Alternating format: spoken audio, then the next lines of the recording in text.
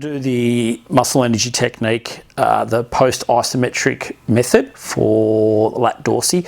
So in order to make sure that we're getting the nice stretch onto this lat dorsi, we need to stabilize down here at the iliac crest, okay? Because obviously lat dorsi is coming across here, it's such a large muscle comes up, and then obviously it's inserting into the shoulder, as we know.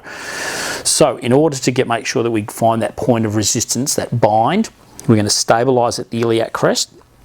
Your client's obviously inside lying, bring the shoulder into abduction, okay? But what we're going to do is, you'll see that my hand's wrapped around the elbow here, so there's going to be a little bit of traction and then obviously down. So we're just looking for that point of resistance, which is roughly around about here for Megsy. They may feel it in different areas in terms, so sometimes they might even feel it up through here in the lateral head of the triceps. But we're basically looking for a stretch right through this portion here. Okay, so as we bring down to that point of resistance, once again, we're going to be having our clients pushing back down into adduction, okay?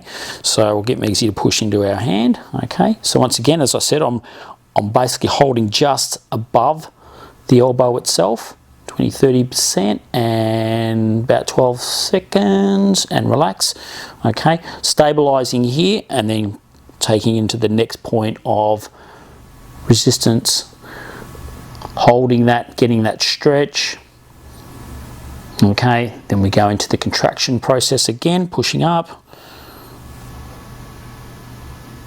and relax, relax.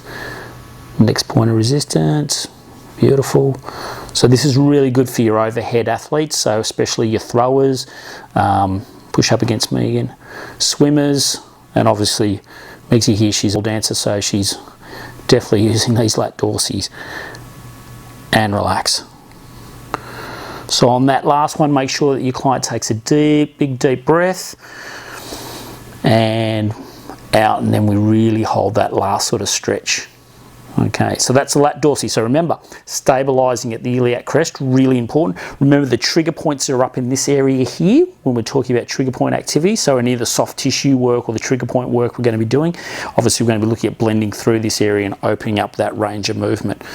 Okay, so that's our lat dorsi.